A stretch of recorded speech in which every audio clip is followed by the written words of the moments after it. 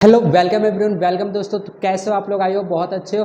तो आज का जो लेक्चर होने वाला है, इस लेक्चर में हम लोग डार्विन थ्योरी को स्टैंड करेंगे, डार्विन थ्योरी को समझने की कोशिश करेंगे। हम लोग देखेंगे कि किस तरीके से डार्विन ने इवोल्यूशन के बारे में हम लोगों को एक्सप्लेन किया था। तो विदाउट वेस्टिंग आवर टाइम सब लोगों को रेडी हो जाना है अपने नोट्स बनाने के लिए, एंड लेट अस बिगिन।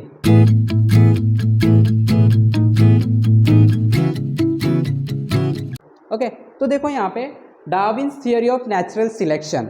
अभी जो डार्विन है, जैसे कि हम लोग ने लास्ट लेक्चर में इवोल्यूशन के बारे में देखा था। What is evolution? Evolution is gradual changes over a period of time, right. तो जब ग्रेजुअल चेंजेस हो रहे हैं तो हम लोग क्यों मान ले ग्रेजुअल चेंजेस हो रहे हैं या हुआ होगा अकॉर्डिंग टू डार्विन? तो हम लोगों को बहुत सारे एविडेंसेस मिले। जैसे हम लोगों ने अलग अलग एविडेंसेस देखे थे, मॉर्फोलॉजिकल एविडेंसेस थे, पैलेंटोलॉजिकल थे, एनाटॉमिकल थे, बहुत सारे एविडेंसेस से हम लोगों को पता चल गया ठीक है चलो इवोल्यूशन हुआ। तो अब ये जो इवोल्यूशन हो रहा था, इसके पीछे का बेसिक जो प्रिंसिपल है वो चीज़ को डार्विन ने बहुत अच्छे से हम लोग को समझाने की कोशिश किया है, और वो सारी चीज़ को उसने समेट के एक बुक में रखा था, and that book was called as origin of species. तो हम लोग समझने की कोशिश करते हैं। देखो, Charles Darwin observe large number of species. जो चार्ल्स डार्विन था, चार्ल्स डार्विन ने क्या किया, बहुत सारे स्पीसीज को समझने की कोशिश किया। उसने प्लांट के स्पीसीज को देखा, एनिमल्स के स्पीसीज को देखा, ऐसे उसने कुछ सारे स्पीसीज को स्टडी के लिए कैटेगराइज कर लिया, और स्टडी के लिए उसने उस सैंपल को ले लिया।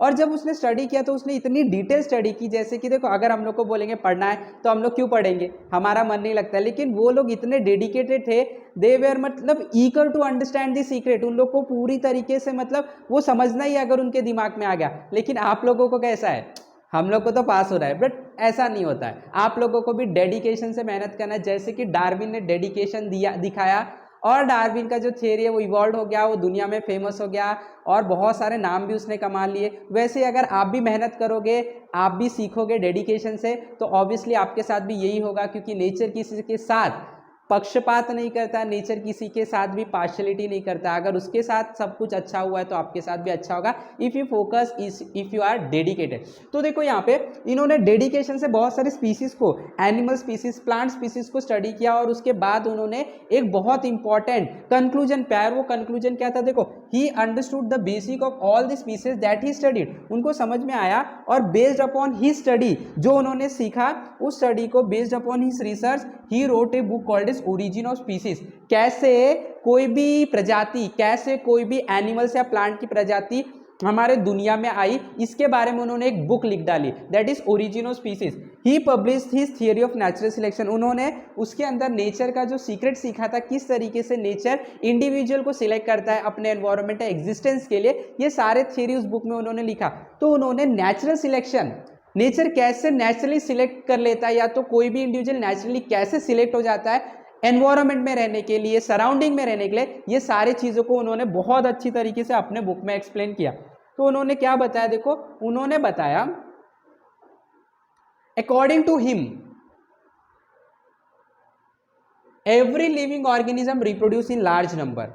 उनका कहना यह था, जब उन्होंने स्टडी किया, बहुत सारे स्पीसीज को स्टडी किया, बहुत सारे प्लांट को स्टडी किया, बहुत सारे एनिमल्स को स्टडी किया, तो उनका ये कहना था कि जितने लिविंग ऑर्गेनिज्म होते हैं वो रिप्रोड्यूस करते हैं, वो अपनी तरीके का नए प्रजाति को जन्म देते, अलग अलग स्पीसीज को जन्म देते, बट उनका कैरेक्टर कुछ उनके अंदर दिखाई देता है, और कुछ ग्रेजुअल चेंजेस भी आता है। बट ये रिप्रोडक्शन लार्ज नंबर में होता है, और जब लार्ज नंबर में रिप्रोडक्शन हो रहा है, न्यू इंडिविजुअल प्रोड्यूस हो रहे, तो जितने भी न्यू इंडिविजुअल प्रोड्यूस हो रहे, उनके बीच में कंपटीशन लग जाता है। नेचर में किस तरीके का कंपटीशन लग जाता है? लाइवलीहुड का कंपटीशन लग जाता है, किस तरीके से वो रहेंगे। उसके बाद उनके सामने, जैसे ह्यूमन बीइंग के सामने हम बोल सकते हैं कि मोनेटाइज, दैट इज मनी का चैलेंज लग जाता है, पैसे का, फाइनेंशियल चैलेंज लग जाता है, स्टडी का चैलेंज लग जाता है, मुझे आगे रहने का।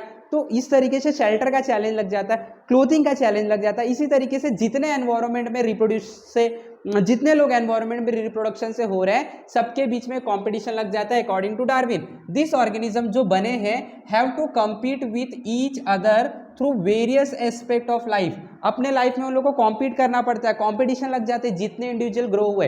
किस तरीके का कंपटीशन? तो मैंने आपको बता दिया कि शेल्टर का कंपटीशन रहेगा, फाइनेंशियल कंपटीशन रहेगा, जो भी चीज़ है, ग्रोथ का कंपटीशन रहेगा, इस तरीके से कंपटीशन लग जाता है। अब जब ये कंपटीशन के थ्रू गुजरते हैं तो नेचर के अंदर चेंजेस आते हैं, वो चेंजेस को अडॉप्ट करना पड़ता है। देखो क्या बोला उन्होंने बताया, in this competition the organism which fits adjust themselves according to the surrounding.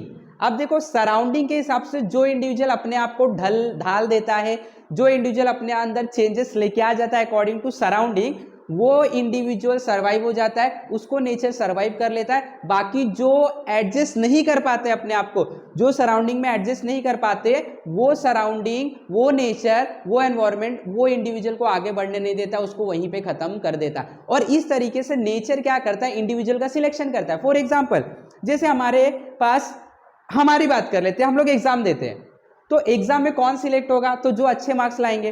तो नेचर का रूल क्या है, जो अच्छे मार्क्स लाएंगे। तो हम लोग सब लोग बैठते हैं एग्जाम देने के लिए, लेकिन जो अच्छे मार्क्स लाते हैं वो सिलेक्ट हो जाते हैं, वो आगे बढ़ जाते हैं। जो अच्छे मार्क्स नहीं लाते वो वहीं पे रुक जाते हैं, वापस प्रिपेयर करते हैं, फिर आगे जाते हैं, राइट। तो वैसे ही जैसे और एक एग्जाम्पल ले लो, लोटस की बात करें तो लोटस और रोज, बोलूं लोटस जो फ्लावर है वो कहाँ पे ग्रो होता है, तो आपको सबको पता है तालाब में होता है, कीचड़ में होता है, राइट। अगर मैं वही बोलूं कि रोज कहाँ पे ग्रो होता है, तो आपको पता है वो बहुत खूबसूरत सा बगीचे में ग्रो होता है, राइट। अगर मैं बोलता हूं कि गुलाब को तालाब में ग्रो होना चाहिए, तो क्या ग्रो हो पाएगा, तो आंसर है नहीं। अगर मैं गुलाब को तालाब में रख दूंगा तो तालाब में बहुत तेजी से जो पानी बहता है वो गुलाब को गिरा देगा। तो गुलाब को क्या करना पड़ेगा, गुलाब को अपना जो स्टेम है वो स्टेम को फ्लेक्सिबल बनाना पड़ेगा, यानी कि बहुत तेजी से तालाब का पानी आ रहा है तो ऑटोमेटिक मुड़ जाए, जब पानी चले जाए वो ऑटोमेटिक खड़े हो जाए। अगर ये नहीं कर पाता, ये अपने स्टेम को रिजिड लगता है गुलाब, तो पानी आएगा स्टेम टूट जाएगा, गुलाब खत्म। तो यहाँ पे रोज क्या नहीं कर पा रहा है, रोज जो है, गुलाब जो है, वो ये लेक के एनवायरनमेंट के हिसाब से अपने आप को ढाल नहीं पा रहा है, अपने अंदर चेंजेस नहीं कर पा रहा है। इसके लिए जो नेचर है, ये जो सराउंडिंग है, गुलाब को पेरिश कर देगा, खत्म कर देगा, ये गुलाब अब ग्रो नहीं हो पाएगा। वही लोटस क्या है, उसने ये एनवायरनमेंट को समझा कि बहुत तेजी से पानी आता है, जैसे ही पानी आया फ्लेक्सिबल होने के वजह से ये मुड़ गया, और जैसे ही पानी चला गया वापस से अपने पोजीशन पे आ गया। तो ये क्या किया लोटस ने, इसने अपने एनवायरनमेंट के हिसाब से अपने आप को ढाल लिया, अपने अंदर चेंजेस लाए। तो ऐसे एनवायरनमेंट, डार्विन का कहना ये था अपने बुक में कि ऐसे ऑर्गेनिज्म जो अपने एनवायरनमेंट के हिसाब से अपने अंदर चेंजेस लेके आ जाते हैं, वो इंडिविजुअल एग्जिस्ट कर जाते हैं, बाकी लोग पेरिश हो जाते हैं। देखो यहाँ पे क्या बोला है, इन दिस कॉम्पिटिशन, जो कॉम्पिटिशन चल रहा है सबके अंदर, the organism which feeds adjust themselves according to the surrounding survive, rest all the organism which cannot adapt the surrounding perish, खत्म हो जाते हैं।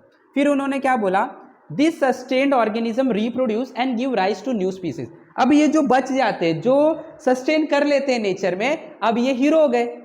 अब भाई ये हीरो हो गए तो अब ये रिप्रोड्यूस करेंगे, अब नए इंडिविजुअल आएंगे, अब नए इंडिविजुअल में उनके भी कैरेक्टर्स होंगे, और ये न्यू इंडिविजुअल के अंदर वेरिएशंस भी दिखाई देंगे। अगर वो सेक्सुअल रिप्रोडक्शन में ऑब्वियसली वेरिएशन दिखाई देंगे, ए सेक्सुअल रिप्रोडक्शन है तो वेरिएशन बहुत ना के बराबर या कम दिखाई देता है, राइट। तो ये नया इंडिविजुअल बनेगा, वापस से उनके बीच में कंपटीशन लगेगा, जो सराउंडिंग के हिसाब से अपने आप को एडजस्ट कर लेता है, फिट हो जाता है surrounding, they will survive, rest perish. और इसी को बोलते हैं थ्योरी ऑफ नेचुरल सिलेक्शन। इसी तरीके से नेचर सबका एग्जाम लेता है, क्या इस कंडीशन में ये रहने लायक है, अपने आप को बना पा रहा है, अगर बना पा रहा है तो यस उसको रहने देगा, नहीं बना पा रहा है तो उसको खत्म हो जाएगा। देखो यहाँ से लाइफ की बहुत इंपॉर्टेंट सीख हमें मिलती है।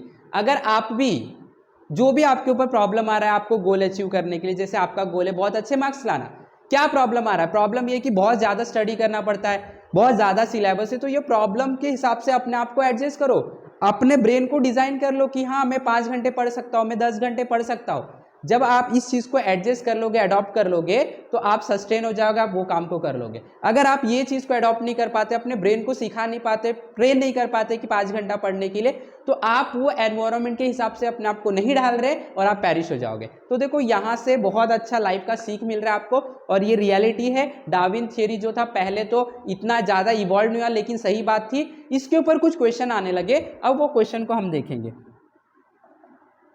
तो देखो क्या क्वेश्चन आया था, ड्रॉबैक से some objection was raised against Darwin theory.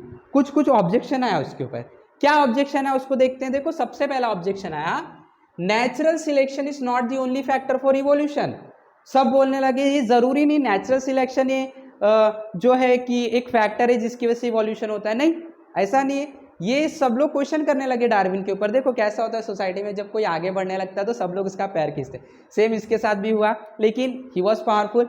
ये तो नेचर के हिसाब से अपने आप को अडॉप्ट करके रखा था ना, तो इसको कुछ होगा क्या, कभी नहीं होगा।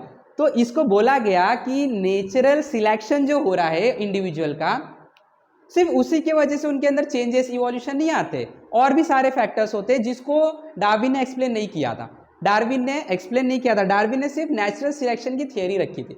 Second, Darwin did not explain about useful and useless modifications. जैसे हमारे बॉडी में जैसे जैसे टाइम बीतता गया, हम लोग को एविडेंसेस मिले थे कि हमारे बॉडी में बहुत सारे वेस्टिजियल ऑर्गन्स है जो यूजलेस है, बहुत सारे ऑर्गन जो यूजफुल है, उसके अंदर किस तरीके से मॉडिफिकेशन आया वो हम लोग को डार्विन एक्सप्लेन नहीं कर पाया। जैसे लोटस है, तो लोटस अपने आप को कैसे इवॉल्व किया उस एनवायरनमेंट में रहने के लिए, ये अपने आप के स्टेम में कैसे चेंजेस किया, इस चीज़ को उसने एक्सप्लेन नहीं कर पाया या तो नहीं किया उस बुक में।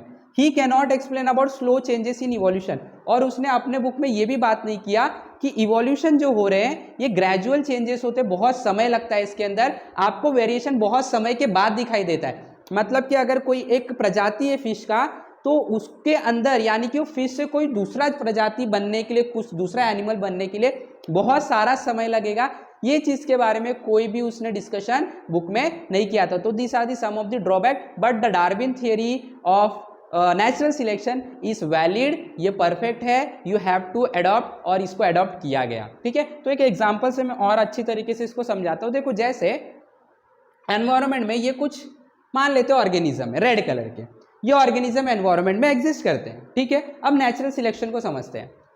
ठीक है, ये एग्जिस्ट करते हैं, अब ये रिप्रोड्यूस कर रहे हैं, तो हमें पता है कि जब रिप्रोडक्शन होता है तो वेरिएशंस आते हैं, है ना।